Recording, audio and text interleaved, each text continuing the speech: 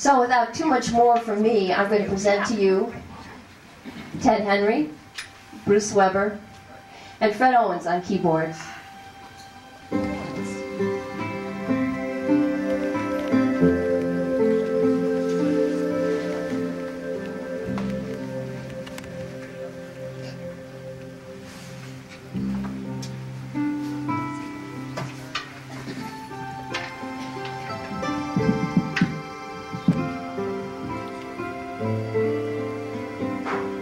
I'd like to begin by thanking the organizer of this collaboration, Kristen Ban Tepper, and our gracious hosts, Sylvia and Laura of Wildflower.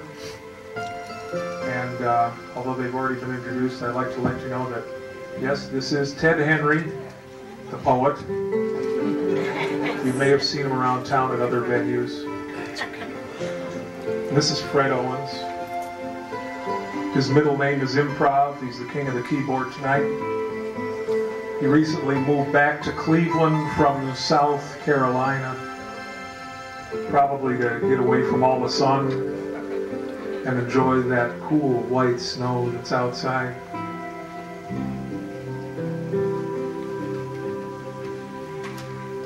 I've often felt that poems were like found objects. You keep your eyes open, and they're likely to show up anywhere, like under the golden arches. The first found object for tonight is called Behind Wisdom. In Clark Avenue, McDonald's, I sit down, fish sandwich and some fries, cup of coffee and some cookies, with a salad on the side. She sits across the table and speaks in endless streams of nothing to no one in particular. Beneath a bad black wig, her Benny Hillish face and body fiddle with her treasures laid in chaos on the table. I smile and ask God if there might be anything this creature could possibly teach me.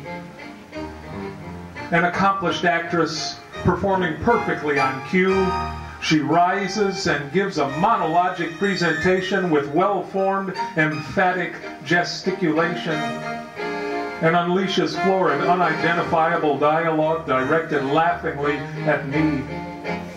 As if to demonstrate and punctuate her joyous message, she turns her ample ass my way, bends over, laughs, and points to her bilobed, bulging bottom. God's message, clearly, kiss my ass, you fool. The manager apologizes. The woman hustles out the door and leaves her precious things behind. Some pennies and some marbles, scraps of paper and a rosary, and a vivid impression of my vanity.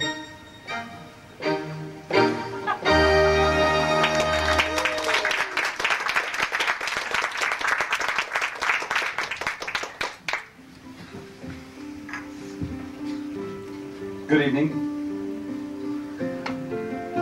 A reading now that's very brief that requires practically no setup at all, because the first line really says it all, and some of you may even relate to it. I am sick. The world wails, and odd problems weigh on me like a soaked overcoat. Fevers blaze as my insides race to summon help. Rising steam clouds all of my windows and reveals only the soiledness of self-pity. I am a leech, a leper, and will hitchhike with anyone to escape the ache. But don't talk to me. Please don't burden me further. It's been 3 days now since I've had this cold.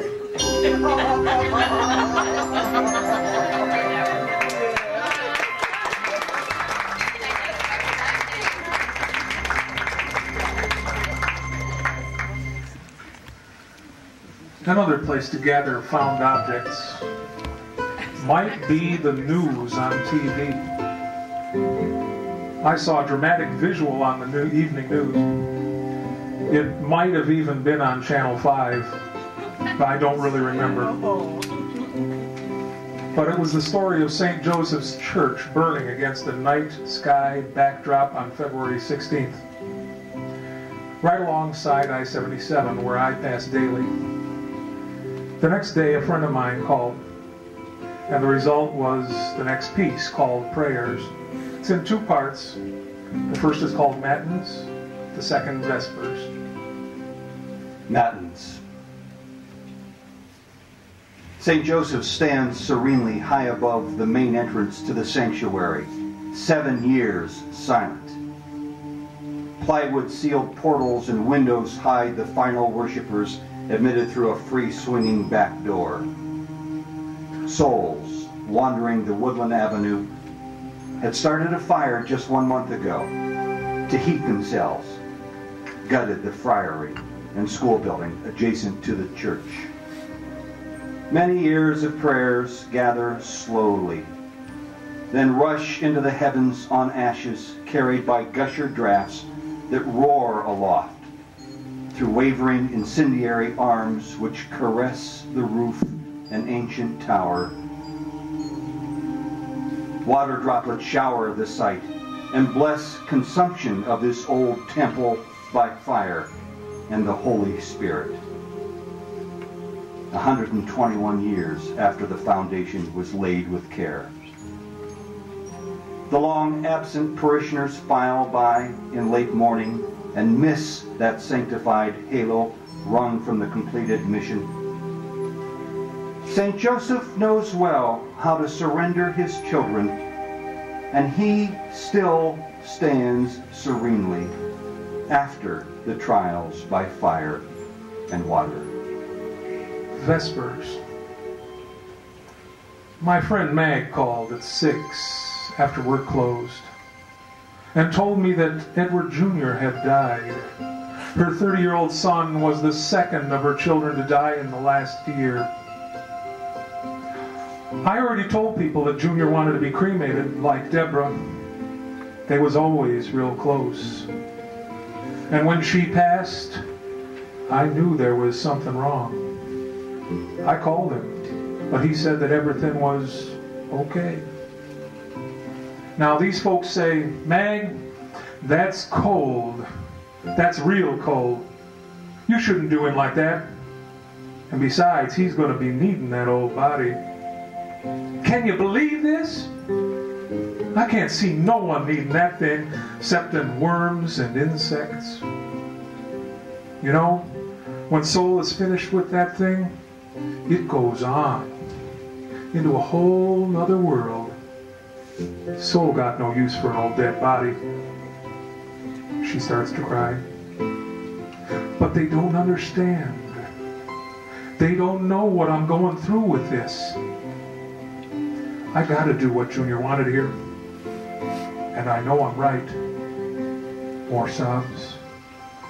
Oh God, why? I say it's a test. That's all. And God knows. Ain't nothing left but ashes anyways.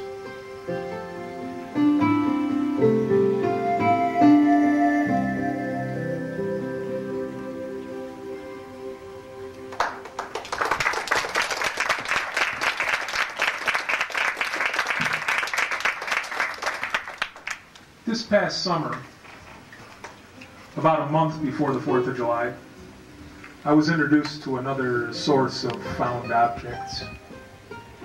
Those four-legged, furry members of our households. In this case, a cat. The piece is called Independence Day.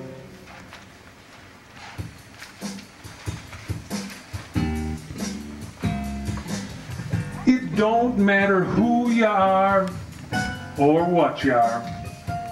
Ain't nobody going nowhere except when they push themselves. That's right. You gotta push yourself. Because nothing ever comes a waiting. You can wait all you want and pray to boot. But even if the Lord is in a given mood, you still has to go grab it. Look here. A cat sits, see? And he's still as a stump. But he's staring fierce at that bird hopping yonder. And his still ain't no rest. Every muscle's taut like a bow. And just the tip of the tail's a twitching. If the bird come by closer, you can bet that cat'll pounce. Move quick to snapping the neck. That is, if the bird don't get away. Even at that, it's on to the next. Now the cat's up and down, sometimes fit and sometimes sick. But if you look, you'll see it. You'll see the fire in his eyes. Always a burning. Always a waiting. And even when he's not after the birds, he's ready. Geared to chase what he's meant to chase. Now, you see, you're the same. Only what's meant for chasing for you is only what you choose. The cat got no say in his liking. He's after what he must chase. And that's a body's whole bother, 'cause you can spend an entire life sitting, waiting for something to catch your eye. But like as not, you yourself gets caught. Caught by something of someone's choosing, not your own, mind you. And he gets all riled up because of this. Madder than a treed coon. And you see it every day. Fear in the eyes of them that don't choose. Fear in the eyes of them stalked by life, waiting for something fierce to pounce and swallow them up whole. Yep, that's why it's best to choose something, anything. And if you got the will to choose, make it something of your worth your while, something of your present liking. If it gets away, move on to the next. Keep the fire in your eyes.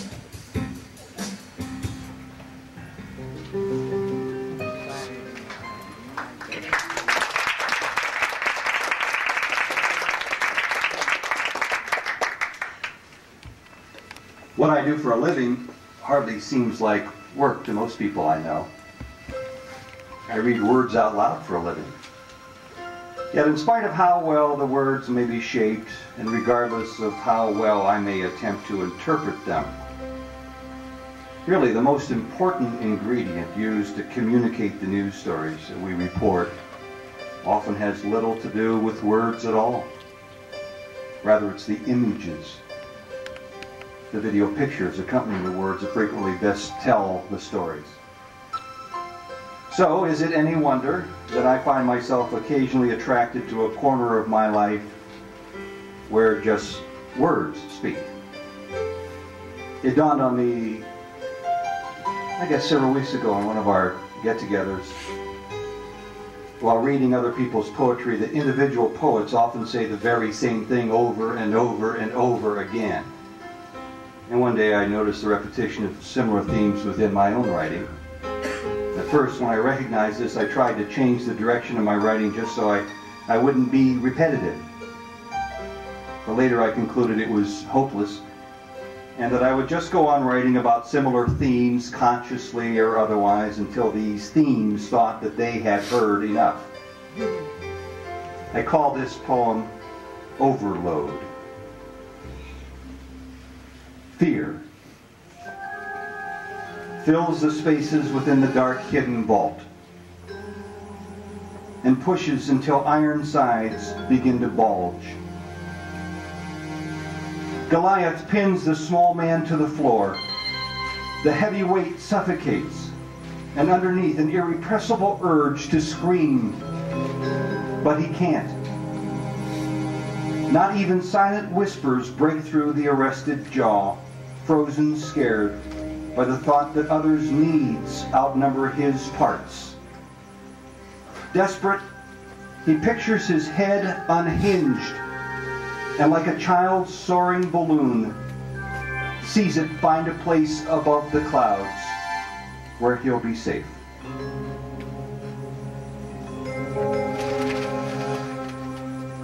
It's tempting to think about places where people are safe or might be safe. It's a thought that can cross anybody's mind, especially if you drive down the same lonely inner city street every night of the year at midnight for the past 22 years. I've done that. I do that.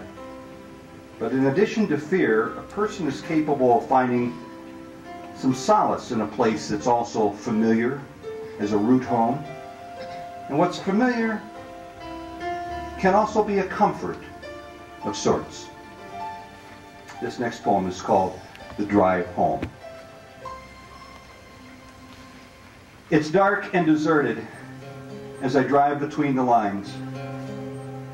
Carnegie, a regal name for such a banged-up inner-city street. After so many years, the old bully offers little fight as I dare to cross its path. My car is my armor and shields me from the little left here to fear. The street pulls me east through black drizzle as if it knows where I need to go. 20 years along the same midnight route, peeling billboards, desperate men who walk alone, and storefront silhouettes, all long-time acquaintances. A place that's more than just familiar. Carnegie allows me to pass as I am, with face in blank repose. Nothing here needs to be impressed.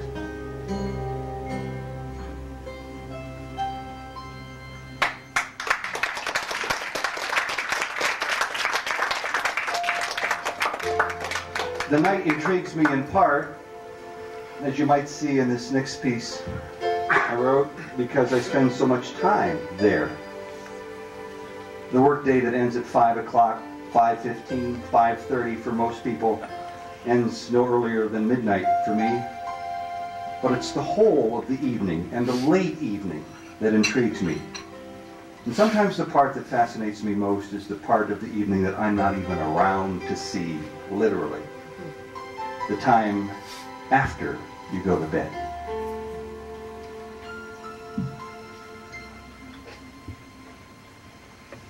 The night swallows me whole. Not even moon glow can tear its velvet curtain. Bedroom photographs disappear. Loved ones pulled into a pitch black sea.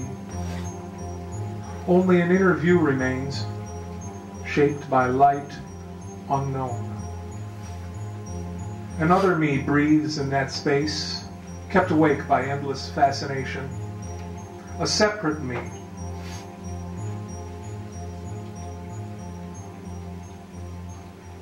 whose mind never sleeps, but waits for the night where order does not exist, the place where true self resides in fractured views,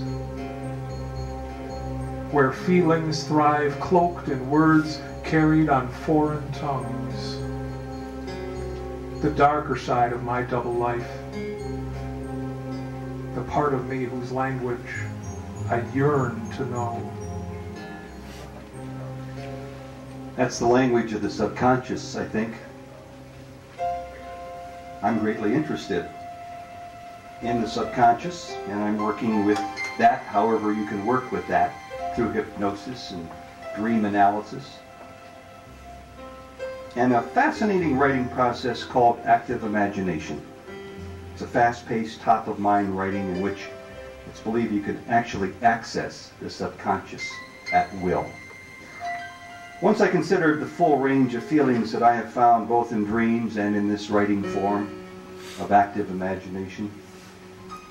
But then I discovered that there's one particular type of feeling that I have practically never found there. So I wrote about it. This next poem is called Buried Fire.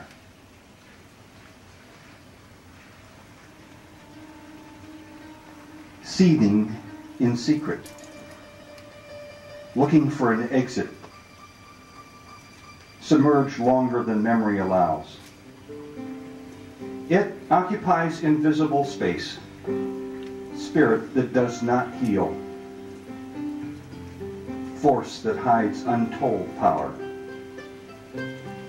power that loosens pressure points that lock it beneath the concrete floor.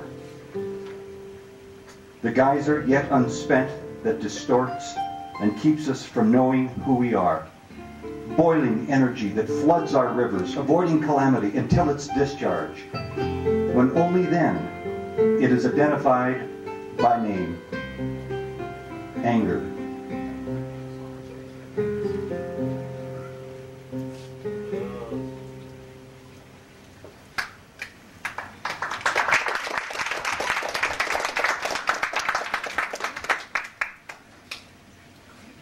I wonder how much anger might be in any of us at any given time,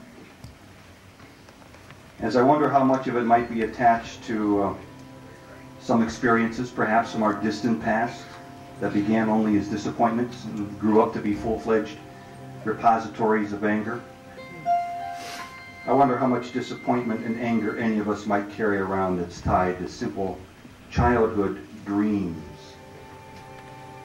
Dreams, as I write, that go unfulfilled, forever unfulfilled. This next poem is called Fantasy. His whole life, he's wanted to peek under the flap. The cavernous tent spoke of untold mystery. Each year, his father would show him the spectacle of the circus being inflated into place. He watched breathlessly as slave elephants would pull the ropes, lifting the pointed big top. But never was he taken to see the place inside. Its surprise remained sawdust secret, imagining what happened there a frequent dream. Occasionally he would fantasize wild bears breathing fire upon his face, and horses 10 feet tall shaking his chair in the stands as they ran. Sore with desire, he waited forever to claim a ringside seat. But childhood finally insisted he move on to what comes next. At 40, his age of sober maturity, the urge to see this other world faded. Like ether, elements of an unspent youth evaporate. But then, at 70, as the last outdoor circus raised its mushroom canvas, he walked at dusk to the far side of where they pitched their giant cave. And when no one was looking, he crept lowly upon the ground, approached all that was forbidden, and finally lifted the flap that separated him from everything elusive. Ancient judgment rushed in to forbid the man his view. He knew from old some things were just never meant to be. But in a blink, he trampled his uninspired guide. What he saw sparkled his mind, a mesmerized and fantasized epiphany of fragrant green mountains, lush riverbeds, and friendly giants who plied their gentle gaze upon his face, just as he always knew they would.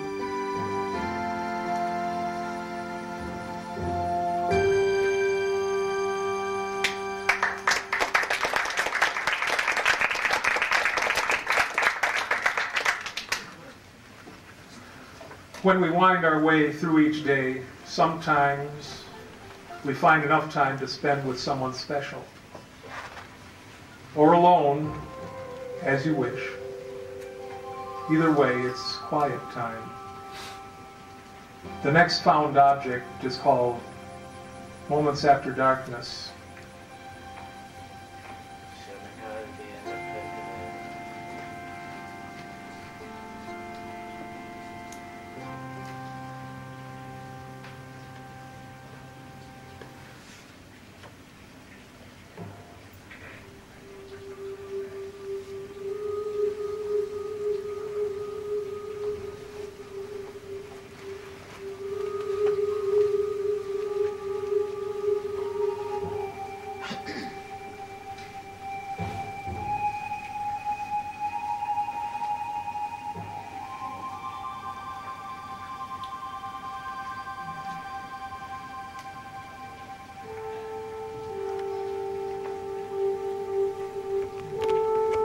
Listen intently in this space. Pour the whole mind into the ear. An echo dances through darkness to an unexpected increase. Stillness, eyes closed, quiet breathing, heartbeat of our shared universe. To hear the echo crescendo, we have ceased the chase of shadows. Sound comes to light while we rest in some unascribable place on this night's moonlit edge. We accept the truce of silence.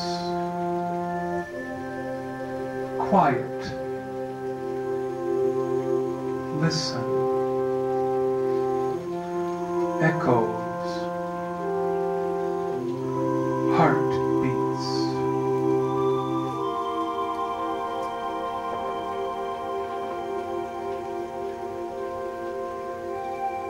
I like that. I like it a lot. We do accept the truce of silence, don't we? It's very close to what I have come to know over the last half dozen years, perhaps more, that we also have to accept the truth of silence. An element of which is contained in this next piece that I call Another World.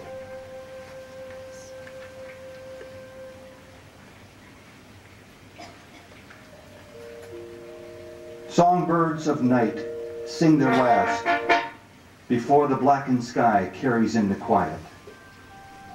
June's calm warms us with her robe. And earthen beings recede and slow their speed. And as midnight plunges 3 hours deeper beyond the grave, and only spirits walk the empty streets, I sometimes awaken stripped of all disguise. I sometimes awaken empty, finally, of the lies. I sometimes awaken broken of all false ties. And only then begin to use my eyes.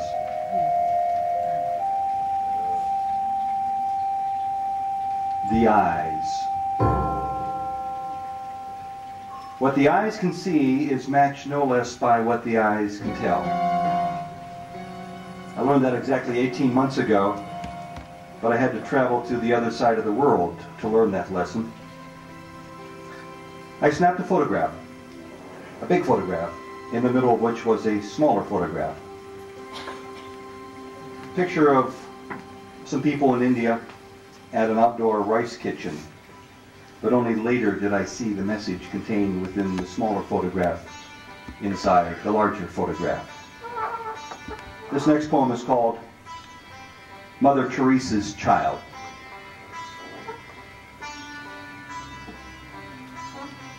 Black eyes stare burning full of pain, appraising my apparent wealth while he stays hidden in his shame. His stomach shrunk, his body lame. He makes me feel my inner health. Black eyes stare, burning, full of pain. I stand mute in Calcutta's rain, sensing my poverty of self while he stays hidden in his shame.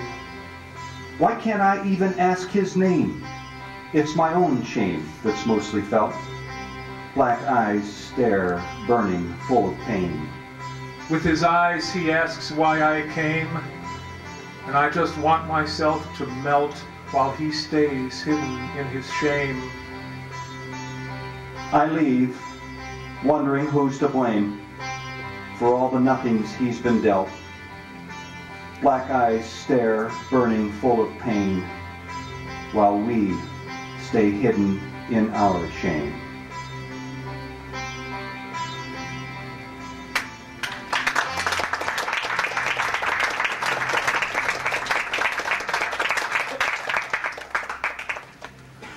Our final piece for tonight is a recently found object. It came to me as two distinct voice lines that speak out their own messages as well as to each other.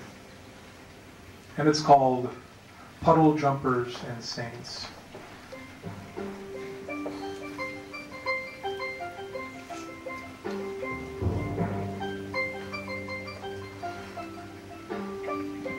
Thoughts fall like rain and gather into puddles.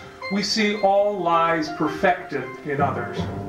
They mingle, coalesce, fill the depressions. We honor the grandest of lies and give them a name. Each puddle stands separate, apart from others. We call these saints. Living things thrive in puddles. It's home. They belong. Saints practice power and kill no one. Each puddle remains pure. No slop, no slippage. Saints practice renunciation and celebrate life.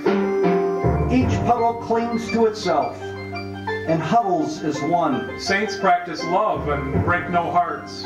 Each puddle has a shape and borders. Saints practice survival and risk their lives. Each puddle lies as it must, hugging the contours. Saints practice revolution and remain changeless. Each is a jewel, the favorite of the heavens. Saints practice humility and reign over all. But children play in puddles. Saints are outsiders, but at home everywhere. They skip and splash their way through each. Saints know all the lies, inside and out. Children laugh and sing on their way home. And saints die many times to live. The rain stops, and the sun peeks from behind the clouds. The vision of saints is light. The puddles lie, poised to dry in the heat and breeze. And saints die to live in their vision. The puddles never thank the rain or anticipate its sun. Saints die as a principle of life. Puddles lie, slowly shrinking until their legacy is mud. Saints die to see the truth of lies. Puddles dry and lie as dust in the sun. Saints die many times to see all the lies. And the children kick through the dust and laugh and shout. Saints die many times to live without themselves. The puddles dry. The saints die. Children laugh and sing. And live without. The sun fries. All the lies. Children go home each night and close their eyes. And saints die to see I am in the lies. Children dream and find the vision of the saints. Saints dream and find the mind of a child. Puddles dry. Saints die. Saints skip and play. Children find their way through the rain to the vision of the saints. And light and life. Puddles dry under the eye of saints until they die. The children fly.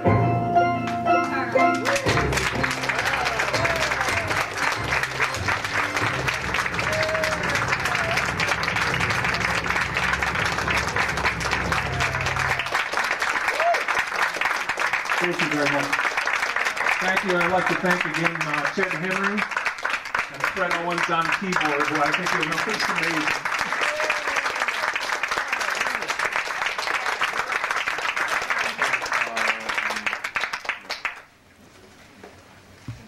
My man, encore. Richard. Calm down, Richard. Well, you know, if I can teach karate in the morning and be a librarian at night, Ted Henry can do poetry. That was great. We are going to get rid of the mics, and then we'll be bringing up Mary E. Weems, Joan Southgate, and Olya Ramey.